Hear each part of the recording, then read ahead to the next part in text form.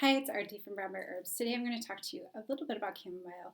Chamomile is mildly relaxing, both emotionally and physically. It's especially helpful for tension associated with the digestive tract.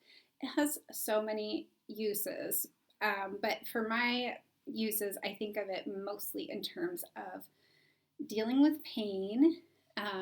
It can be like repetitive or chronic or like ongoing pain. I'm not necessarily like a chronic pain, but it could be for chronic pain. But I'm thinking more just like if you're having cramps, like intestinal cramps or uterine cramps, menstrual cramps, you could be feeling like kind of it's not necessarily like what you would consider a chronic problem, but if you're dealing with that pain by getting upset and irritable or whiny, then you might choose chamomile.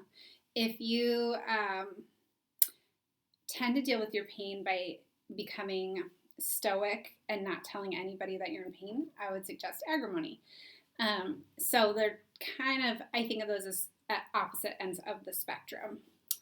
Uh, as a remedy for children, chamomile is wonderful for so many things: earaches, conjunctivitis. That would work for adults too. Teething. So adults have teeth too, like tooth pain. I think of it as like tummy problems, mouth, ears, eyes problems, cramps. Oh, it is so good. This is like really, I was really excited when I found this out for breast tenderness. I don't know how that works, but I read about that somewhere and I tried it and it totally worked for breast tenderness, premenstrual breast tenderness.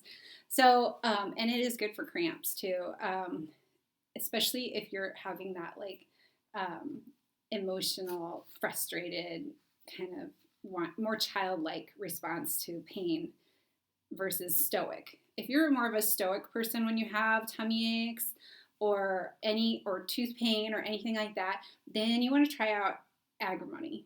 That's what I would suggest. Agrimony tends to be for the stoic, and chamomile for the more childlike response to pain. And you know what? Or Matthew Wood says babies of any age is chamomile. But the female body during your reproductive years, your hormones vary throughout the month. You might experience agrimony-like response to pain where you're able to be, where you are stoic about it and don't tell anybody that you're in pain certain times of the month. And then other times of the month, you might just be like, no, everybody needs to know I'm in pain and I'm not going to be happy until things change with my body, or maybe take some chamomile. So those are some of the uses I like for chamomile. A lot of people do find it relaxing for calming down before bed. It is I sell it as a tincture. You could use it for that. Or for if you have like stomach aches that come and go, or cramps that come and go, or you want to try out the breast tenderness remedy, the tincture would be great for that. I love the Sweet Dreams tea. It's good for, it's got chamomile, thyme, lemon verbena, and catnip in it. I consider it an all around first aid tea for children. Like if they're getting colds, coughs, colic, basically, a lot of times with small children, you just don't know what's bothering them. And that Sweet Dreams tea usually works. And it's good for nightmares too, for any age.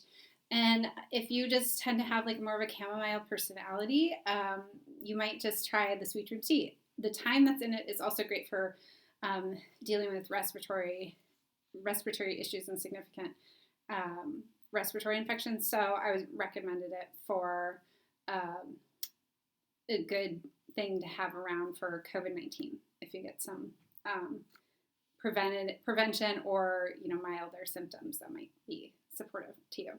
Oh yeah, the other thing that I was reading about it is that it's so supportive and helpful for so many different ailments for humans, but also apparently if you have plants that are ailing and you plant chamomile next to them, it can even help those plants come back from their illness. So it's such a sweet, comforting plant and helps you calm down and get centered and just feel peaceful about things. And my experience with working with flowers in general, with herb type flowers and flower essences, is that if you can deal with the emotional side of an illness, it is amazing how responsive, how much easier it is for your body to become well again.